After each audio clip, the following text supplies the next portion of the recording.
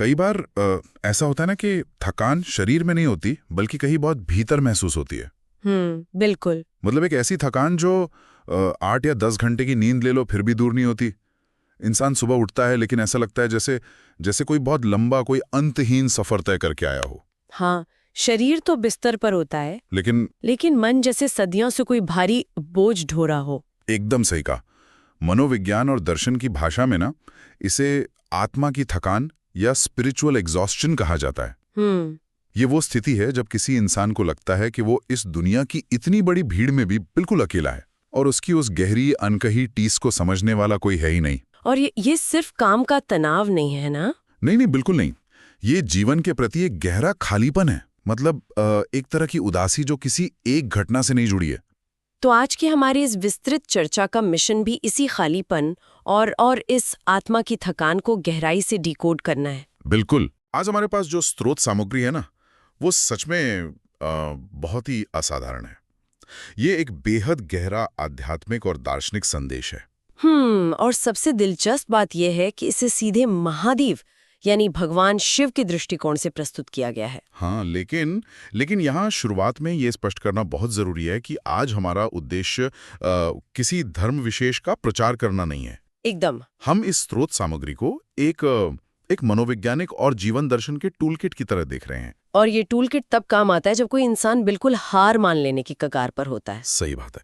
तब उसे वापस खड़ा करने के लिए इस स्रोत में कर्म, नियति, क्षमा और जीवन जीने के जो व्यावहारिक सूत्र छिपे हैं ना, आज हम उन्हें खोलने वाले हैं। ये एक बहुत ही महत्वपूर्ण स्पष्टीकरण है, क्योंकि यह स्रोत भले ही एक पौराणिक आवरण में लिपटा हुआ लगता है, लेकिन इसके भीतर जो कोर दर्शन है, जो उसका मूल सार है, हाँ, वो पूरी तरह से मानवीय अनुभव पर आधारित है।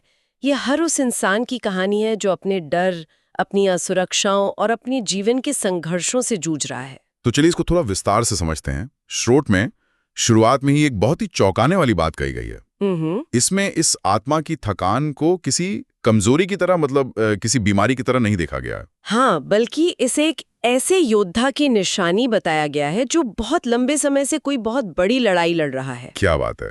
इसमें कहा गया है कि जो पेड़ तूफानों के बीच झुकना जानता है ना, वो टूटता नहीं है, बल्कि उसकी जड़ें और भी गहरी और मजबूत हो जाती हैं। ये नजरिए का एक बहुत बड़ा और जरूरी बदलाव है। बिल्कुल। आमतौर पर जब कोई इंसान अंदर से टूटता है या जीवन में बार बार असफल होता है, तो समाज क्या कहता है? यही कि वो कमजोर पड़ रहा है। हाँ, और वो इंसान खुद भी यही मानने लगता है। लेकिन स्रोत इसे एक दीक्षा या इनिशिएशन की तरह देखता है। मतलब एक शुरुआत। हाँ, जीवन में आने वाले जो कष्ट हैं, दुख और असफलताएं हैं, वो कोई सजा नहीं है। वे एक बहुत ही सख्त गुरु के समान है, जिनका काम इंसान की चेतना को एक एक नए स्तर पर ले जाना है। इसी बात को समझाने के लिए ना स्रोत में कुमार और मिट्टी का एक बहुत ही सुंदर और सटीक उदाहरण दिया गया है। ओ हाँ, वो वाला हिस्सा बहुत गहरा है ना? मतलब अगर हम इस पूरी प्रक्रिया को ध्यान से देखें तो एक मटका बनने से पहले उस कच्ची मिट्टी को किन किन क्रूर चरणों से, किन तकलीफों से गुजरना पड़ता है। बिल्कुल।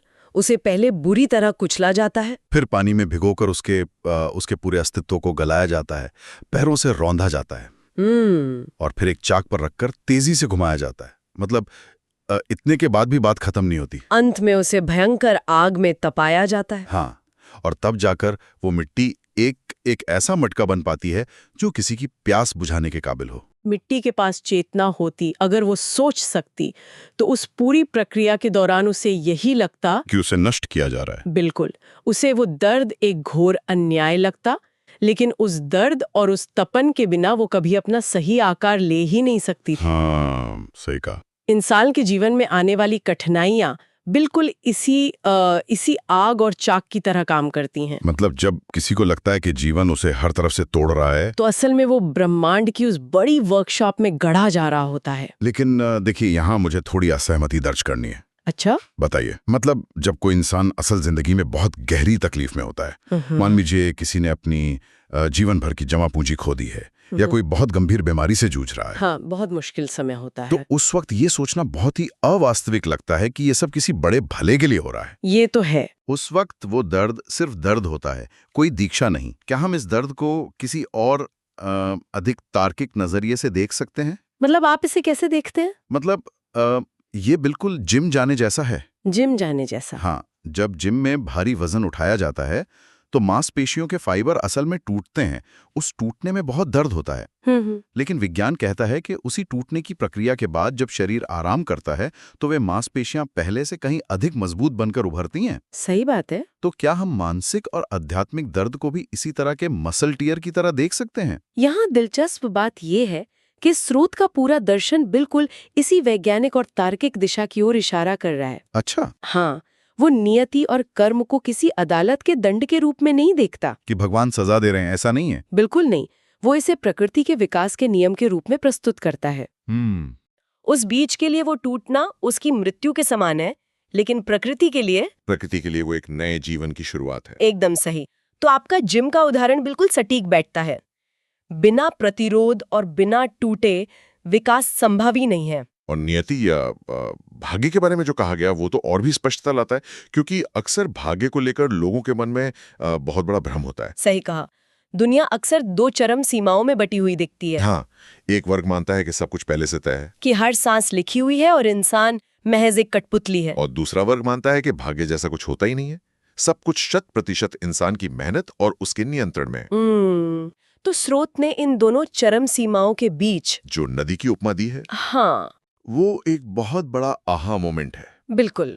नदी का उद्गम यानी वो किस पहाड़ से निकलेगी और उसका मुहाना यानी वो अंत में किस समुद्र में जाकर मिलेगी, ये तय है। इसे हम नियति कह सकते हैं। लेकिन अपनी इस यात्रा के दौरान वो नदी किन चट्टानों से टकराएगी, किन किनारों को काटेगी, कहाँ उसका बहाव तेज होगा और कहाँ वो एकदम शांत होकर बहेगी, ये इस बात पर निर्भर करता है कि उस वक्त का बहाव और रास्ते का चुनाव कैसा है। बिल्कुल। इंसान की आत्मा की यात्रा का लक्ष्य भले ही तय हो, लेकिन वो यात्रा कितनी कठिन या कितनी सहज होगी, ये इंसान के अपने कर्म और उसके विचार तय करते हैं। और यही नदी का बहाव ही हमारे कर्म है। हाँ, जब इंसान को ये बात समझ आ जाती है कि अंतिम लक्ष्य तय होने के बावजूद बीच के रास्ते का नियंत्रण उसके कर्मों में है, तो वो खुद को असहाय महसूस करना बंद कर देता है। एकदम।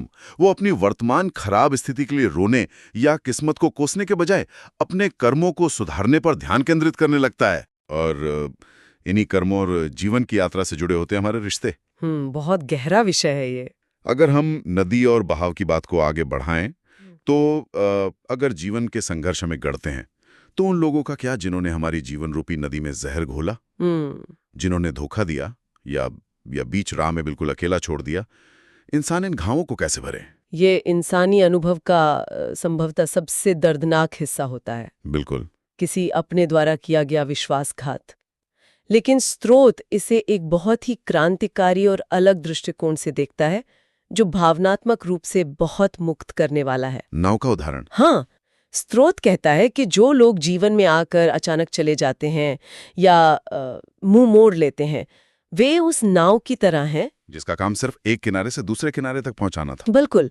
जब यात्रा का वह हिस्सा पूरा हो गया और किनारा आ गया तो नाव वहीं छोड़ जाएगी। लेकिन इंसान की विडंबना देखिए, वो नए किनारे की नई जमीन, नए परिदृश्य और वहां मौजूद नई संभावनाओं का आनंद लेने के बजाय वहीं किनारे पर बैठकर उस छूट गई नाव को देखकर जीवन भर रोता रहता है। नाव का छूट जाना एक बात है, लेकिन जिन लोगों ने जानबूझकर विश्वास तोड़ा, उनके लिए स्रोत एक बहुत ही खास शब्द का इस्तेमाल करता है। क्या? परीक्षक या एग्जामिनर। ओ, परीक्षक। हाँ, वे लोग जीवन में इसलिए आए ताकि इंसान अपनी खुद की सीमाएं समझ सके, ये जान सके कि किस पर कब और कितना भरोसा करना है। मतलब हर धोखा असल में एक बहुत ही साफ दर्पण है। बिल्कुल, जो इंसान को ये दिखाता है कि वो भावनाओं में बहकर कहाँ अपने तार्किक आंखें बंद किए हुए था। बिना इन परीक्षकों के इंसान कभी भावनात्मक रूप से परिपक्व नहीं हो सकता।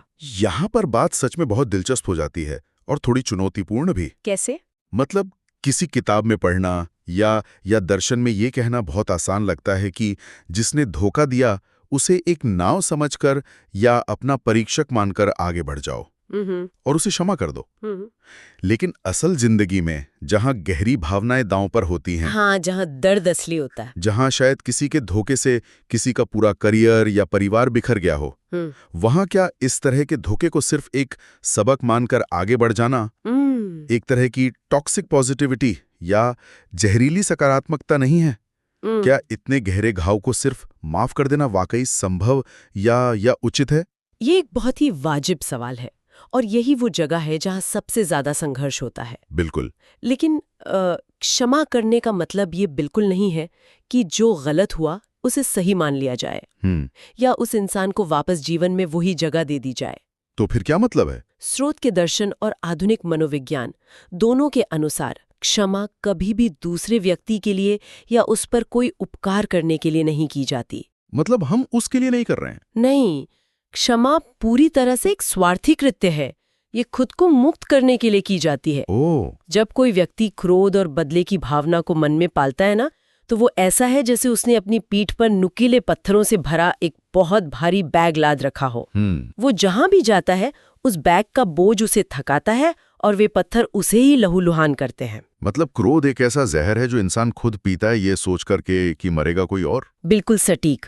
जब तक कोई व्यक्ति उस पुरानी नाव को घूरता रहेगा और क्रोध में जलता रहेगा, तो उसके शरीर में स्ट्रेस हार्मोन रिलीज होते रहेंगे। हाँ, और वह नए किनारे पर मौजूद अवसरों को नहीं देख पाएगा। तो क्षमा का सीधा सा अर्थ है उस भारी बैग को अपनी पीठ से उतारकर नीचे रख देना। एकदम सही। यह स्वीकार करना कि जो हुआ वह दर्दनाक था, लेकिन अब उस दर्द को अपने भविष्य को नियंत्रित करने का अधिकार नहीं देना है। तो क्षमा न कर पाने की ये जो हमारी जिद होती है, वो असल में हमारे भीतर मौजूद नियंत्रण के भ्रम से जुड़ी होती है। Illusion of control. हाँ, हम माफ इसलिए नहीं कर पाते क्योंकि हमारे अहंकार को ये लगता है कि दुनिया को हमारे हिसाब से चलना चाहिए था। बिल्कुल, उस इंसान को वैसा व्यवहार नहीं करना चाहिए था जैसा उसने किया। और यही हर मानसिक तनाव की जड़ है।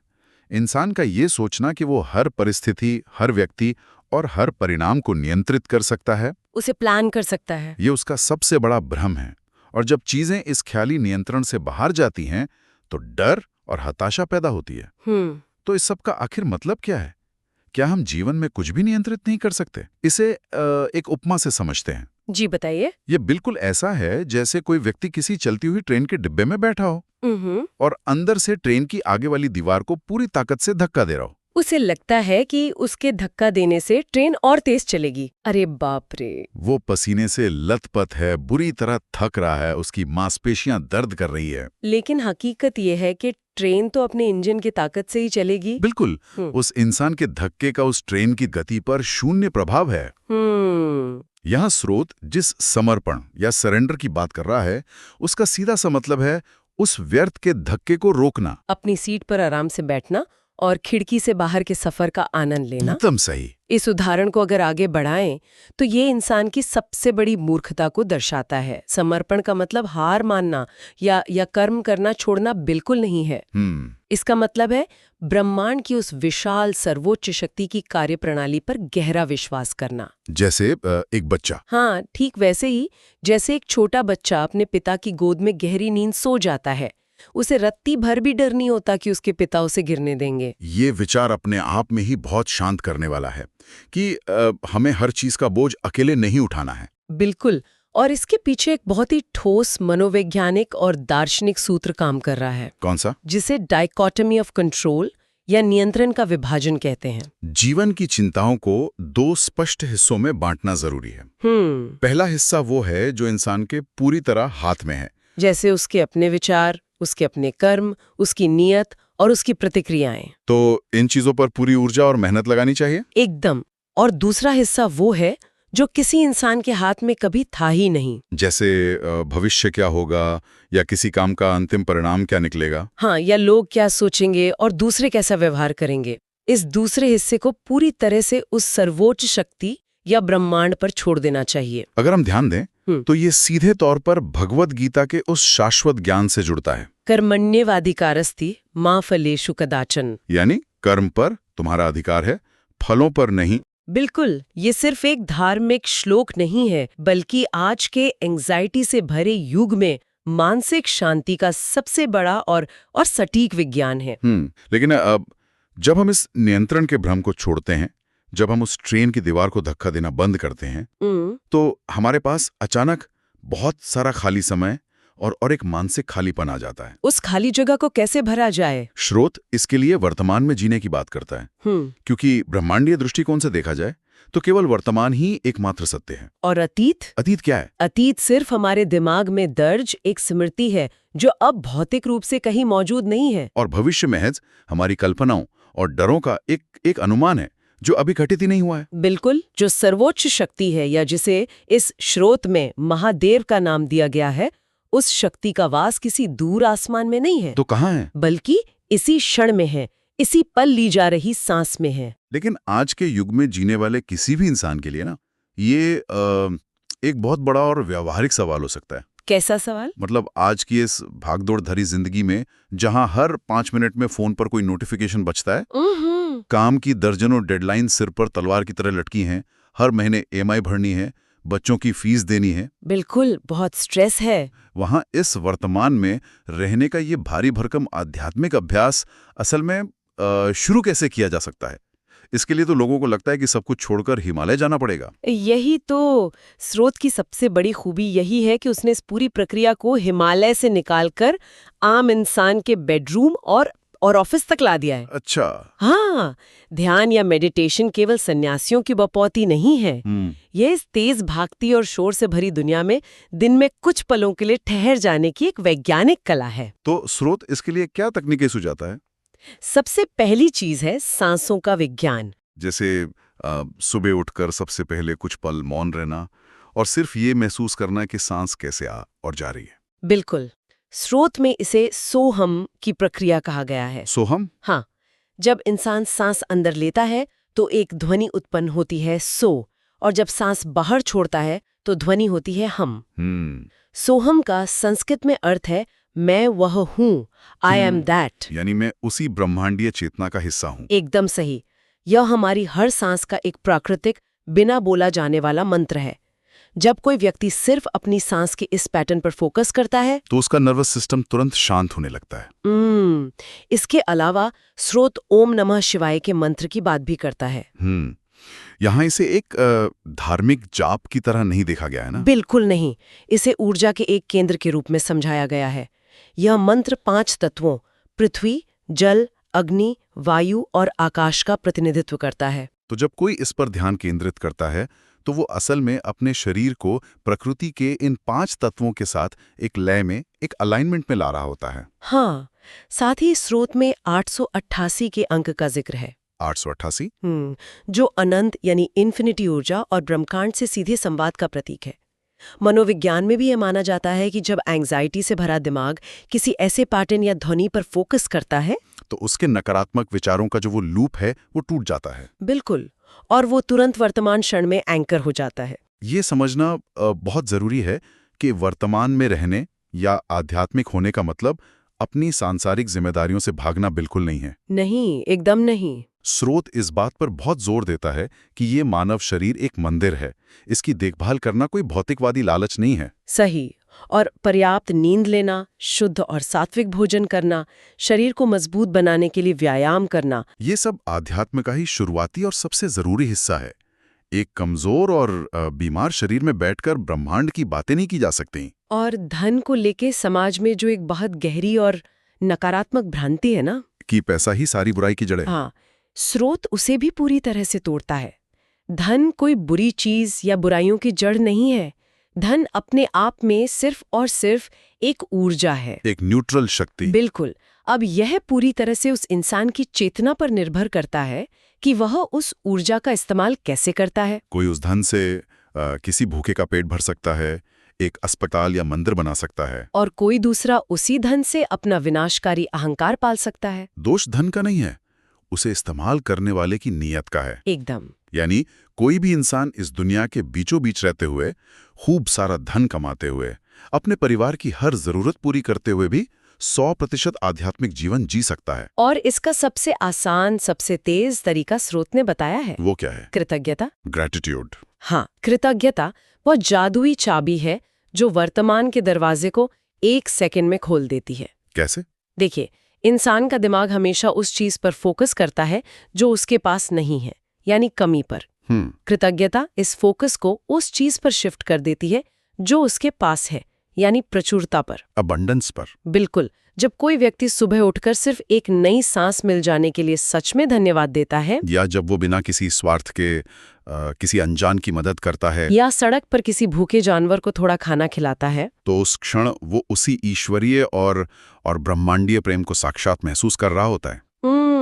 इसके लिए किसी मंदिर या मस्जिद जाने की आवश्यकता नहीं बचती। वाकई ये पूरी चर्चा किसी के भी कंधों से एक बहुत बड़ा अदृश्य बोझ उतारने जैसी है। मैं पूरी तरह सहमत हूँ। आज की इस गहरी चर्चा के मुख्य बिंदुओं को अगर हम संक्षेप में समेटें तो हमने ये डिकोड किया कि आत्मा की थकान का असल कारण बाहरी दुनिया की भागदौड़ नहीं है, बल्कि हमारे भीतर चल रहा वो निरंतर संघर्ष है, जहां हम हर चीज को, हर इंसान को नियंत्रित करना चाहते हैं। बिल्कुल। हमने समझा कि जीवन में आने वाले तूफानों और दर्दों को हमें खुद को नष्ट करने वाली शक्ति के रूप में नहीं देखना चाहिए, नहीं, बल्कि अपने विकास और दीक्षा के मौके के रूप में देखना चाहिए। और हमने ये भी देखा कि पुरानी नाव और पुराने धोखों को पकड़कर बैठना कितना नुकसानदायक है। क्रोध के उस भारी बैग को क्षमा के माध्यम से नीचे रख देना। और सबसे अहम बात, नियंत्रण के भ्रम से मुक्त होकर एक बच्चे की तरह ब्रह्मांड पर विश्वास करना ही मानसिक शांति का एकमात्र रास्ता है। ये स्रोत किसी को भी पलायनवाद या दुनिया से भागना नहीं सिखाता, नहीं, बल्कि ये शरीर, धन और रिश्तों का पूरा सम्मान करते हुए एक बेहद संतुलित और निडर जीवन जीने की प्रेरणा देता है। तो इस विस्तृत चर्चा को समाप्त करने से पहले एक ऐसा गहरा विचार है जिस पर अभी तक हमने बात नहीं की, लेकिन जो स्रोत के बिल्कुल अंत में वेदांत के सर्वोच्च ज्ञान के रूप में उभर कर आता है। मैं ये विचार एक सवाल के रूप में छोड़ना चाहता हूं। जी बिल्कुल। स्रोत कहता है, अहम ब्रह्मास्मि, यानी मैं ब्रह्म हूं, और नो दाई सेल्फ, यानी स्वयं को जानो। इसका मतलब यह है कि हम ये हाड़ मांस का शरीर नहीं है, हम वो नाम नहीं है जो दुनिया ने हमें दिया है, हम अपना पद, अपनी नौकरी या अपने रिश्ते नहीं हैं। असल में हम वो शुद्ध चेतना है जो इस पूरे जीवन नाटक को चुपचाप पीछे बैठकर देख रही है। वो परम साक्षी, हाँ, जो सिर्फ देख रहा है, प्रभावित नहीं हो रहा। बिल्कुल। तो इस चर्चा को खत्म करते हुए जरा गहराई से इस बात पर सोचिए। अगर आप सच में सिर्फ इस जीवन नाटक के एक साक्षी या दर्शक मात्र हैं, जो बालकनी में बैठकर इस नाटक को देख रहा है, तो क्या कल सुबह उठने पर अपनी सबसे बड़ी सफलताओं और अपनी सबसे गहरी असफलताओं को उसी पुराने नजरिए से देख पाएंगे? ये सोचने वाली बात है। अगर ये सब कुछ, इंसान के सारे डर, सारी चिंताएं, बैंक बैलेंस का तनाव, रिश्तों की उलझनें, सब सिर्फ एक नाटक का हिस्सा है जिसे चेतना केवल देख रही है, तो फिर सच में डर आखिर किस बात का है? इसी विचार के साथ आज की हमारी इस विस्तृत चर्चा में साथ जुड़ने के लिए बहुत बहुत धन्यवाद। इस सवाल पे मनन जरूर कीजिएगा।